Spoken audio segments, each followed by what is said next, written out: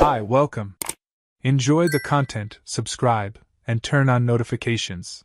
Eliza stared at her phone like it was a death sentence. The screen lit up her pale face while her eyes scanned Marcus's message for the 10th time. Tomorrow, no excuses, or I tell everything to your husband.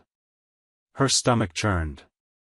She had been living with this fear for weeks, since Marcus, the man she cheated on Jonathan with, started extorting her. At first, she thought the affair was just a moment of weakness that she could bury in the past, something no one would ever find out about. But Marcus didn't let her forget. He first approached her with gentle words. Eliza, I don't want to cause you any trouble, but I need a little financial help. It seemed harmless at the time. She hesitated, but gave in. The guilt already crushed her, and if some dollars could keep her secret safe, so be it. Only that wasn't the end. It was the beginning. Marcus realized he had power over her. Soon, the messages became more demanding, the amounts bigger, and Eliza understood that no matter how much she paid, he'd never be satisfied. Now he wanted even more money and started sending direct threats. Jonathan is a good guy, right? It would be a shame if he found out the worst possible way. The terror of losing her marriage and being publicly humiliated consumed Eliza. Every day was a struggle to hide her anxiety, pretending everything was normal, but inside she was falling apart. Meeting Marcus to hand over the money was torture. Eliza made up excuses for Jonathan, saying she had commitments or needed some alone time. One night, she said she was going to see a friend, another time, pretended to visit her sister. In reality, she drove to remote places where Marcus waited for her. He always greeted her with the same satisfied smile, the look of someone who enjoyed watching her unravel. The last time they met was in a poorly lit parking lot. Eliza got out of the car holding an envelope with trembling hands. Marcus took the money and counted it slowly, savoring each bill as if testing his patience. This will do for now, he said, folding the envelope and putting it in his coat pocket. But I think we'll have to meet again soon. Eliza felt a bitter taste in her mouth. She wanted to scream, say she couldn't take it anymore, but she was trapped. If she said no, she'd lose everything. If she kept giving in, she'd never find peace. That night, when she got home, Jonathan welcomed her with a warm look, holding a glass of wine and smiling. I thought you might want to relax a bit. Eliza's heart tightened. How could he still be so kind to her? How could he look at her with that same loving gaze, unaware of the betrayal she was hiding? Thank you, she murmured, taking the glass, but her hand trembled. Jonathan noticed. You okay? She forced a smile. Just a little tired. He looked at her for a second longer than usual, but didn't push. Eliza took a deep breath and took a sip of wine, trying to push the thoughts away. But deep down, she knew she was living in a house of cards ready to collapse. And when it did, there'd be no way to rebuild it. Eliza didn't sleep that night. She lay in bed staring into the dark, listening to Jonathan's steady breathing beside her. Every time he moved, her heart raced, afraid he'd wake up and realize what was going on inside her. But he didn't wake up.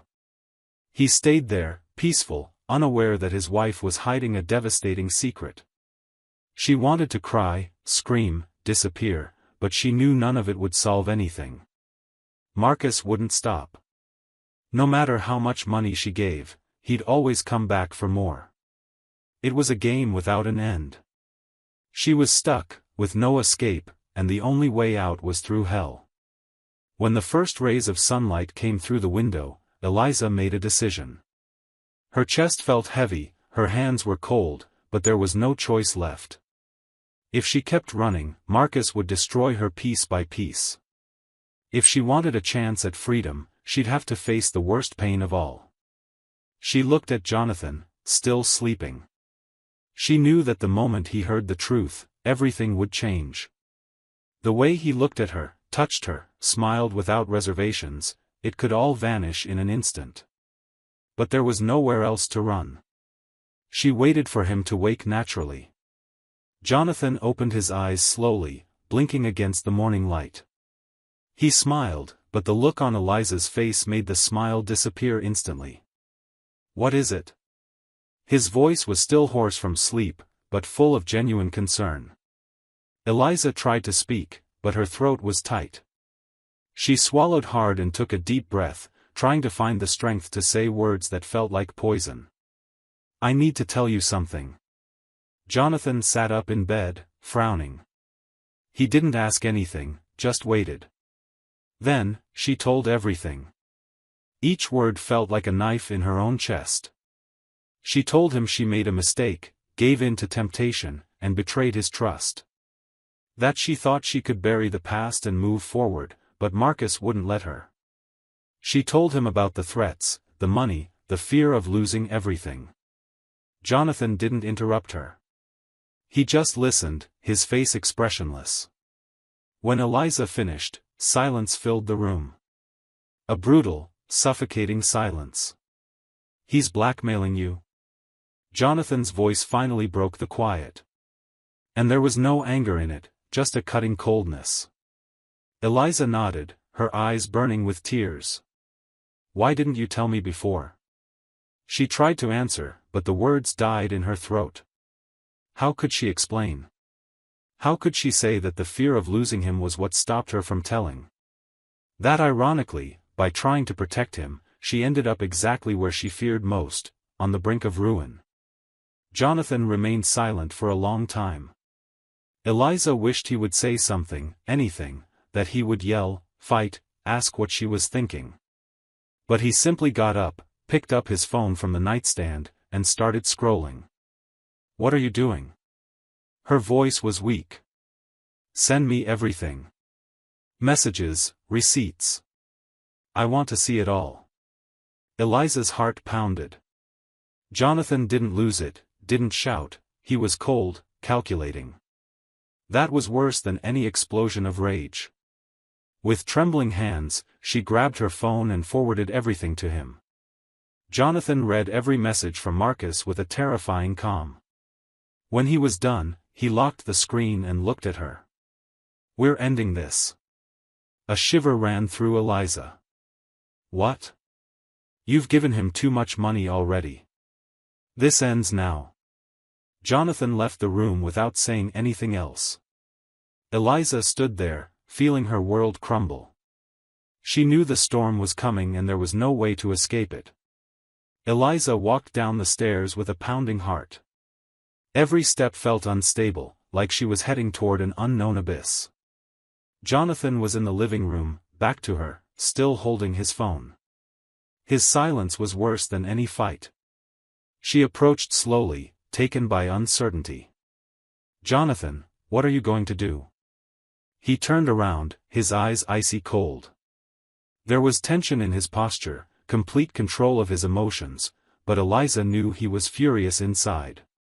"We're ending this," he said, raising his phone to show Marcus's messages.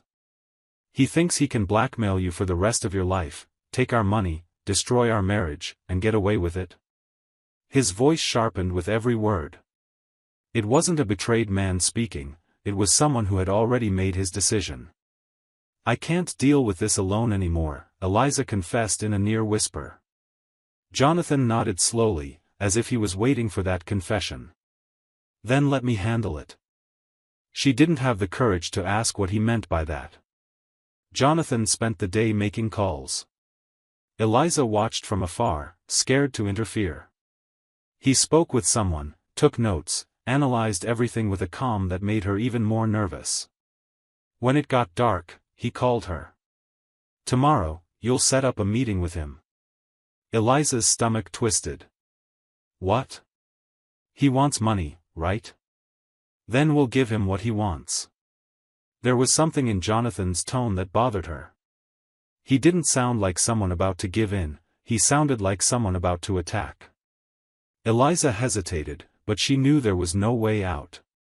She picked up her phone and typed the message with trembling fingers. "Marcus, I have the money you asked for. Tomorrow night, same place." He replied quickly, "Great. Don't make me wait." She turned off the screen, feeling like she could barely breathe. Jonathan took an envelope from the drawer and threw it on the table. "Tomorrow you give him this." Eliza opened the envelope. It was full of money. She looked at Jonathan, surprised. "I already called the police. As soon as he takes this money, it's over." She fell silent. He had thought of everything. But for some reason, that didn't make her feel safer. The next day was a torment. Eliza couldn't focus on anything. Every minute brought her closer to that meeting. Marcus didn't know what awaited him, and she tried to convince herself it was the only way out. When night arrived, Eliza drove to the parking lot where they always met. Her hands were sweaty on the steering wheel. She parked, turned off the engine, and sat there, trying to ignore the panic growing in her chest. Marcus arrived a few minutes later.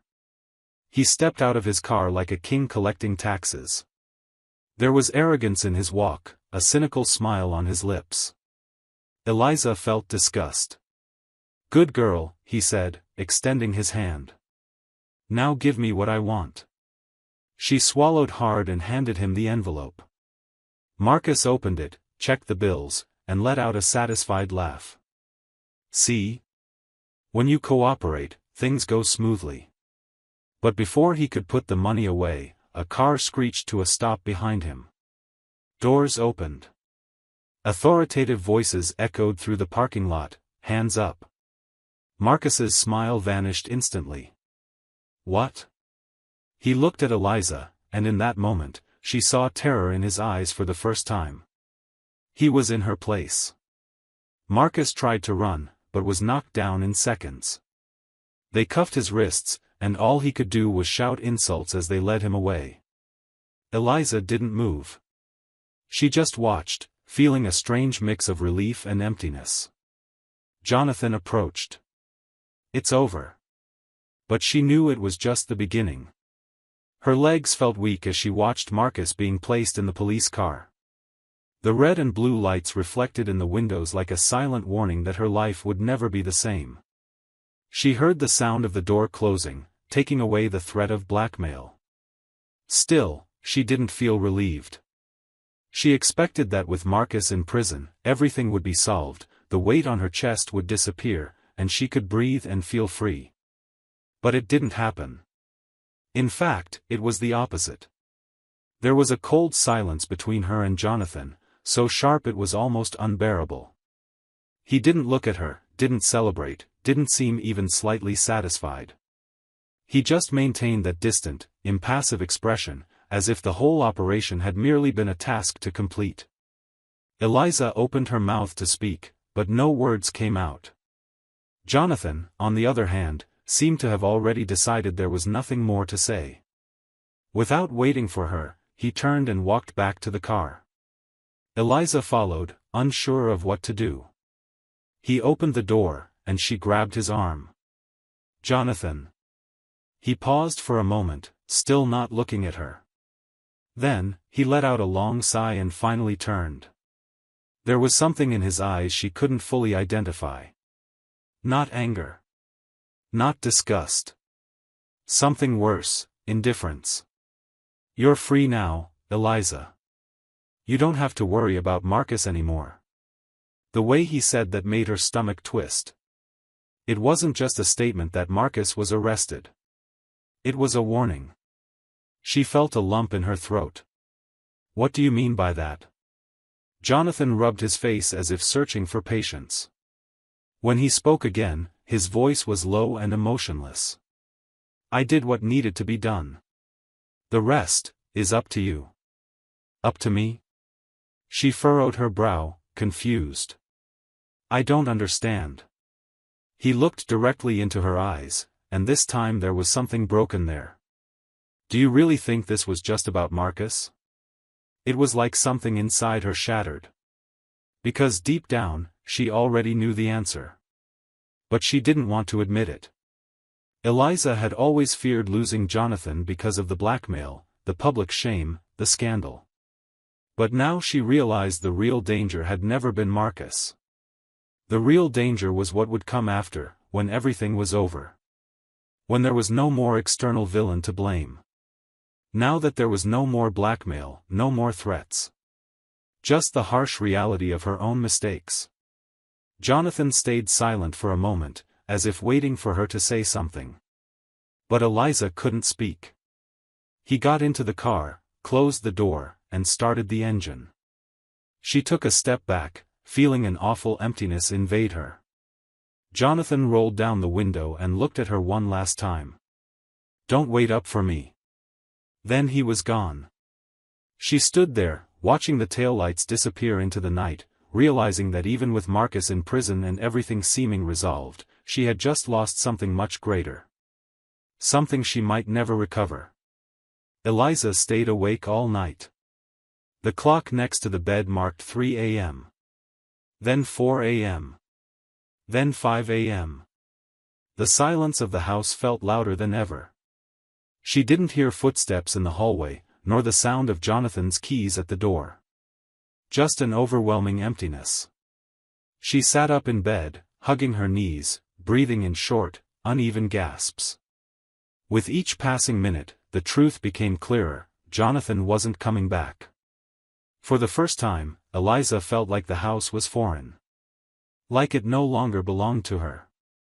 Every piece of furniture, every photo on the wall, every memory scattered throughout the rooms, it all felt like it was about to collapse. The weight of her betrayal had never been so suffocating. For weeks, she lived in fear of being exposed. Then in fear of Marcus destroying her life. Now the fear was different, a silent fear of having already lost everything. She got out of bed, walking barefoot through the dark house. She ran her hand along the dining table, the back of the chair where Jonathan used to sit. She looked at the couch where they had watched countless movies together, laughing and chatting about nonsense. Now it all felt like another world. Morning came. Sunlight filtered through the curtains of the living room, and she finally heard a noise at the door.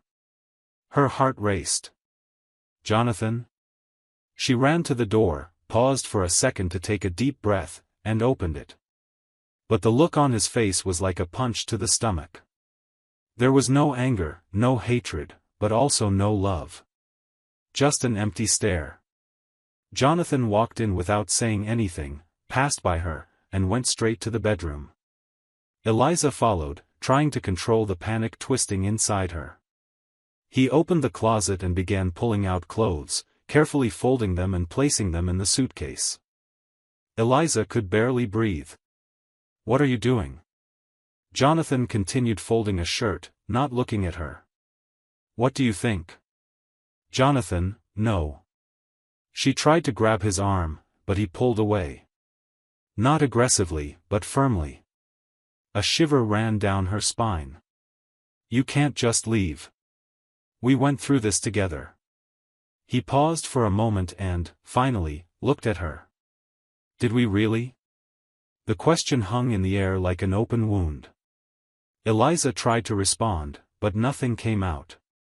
Jonathan sighed and continued packing. "I did what needed to be done. Not for you. For me. Because I wasn't going to let a worm like Marcus destroy you."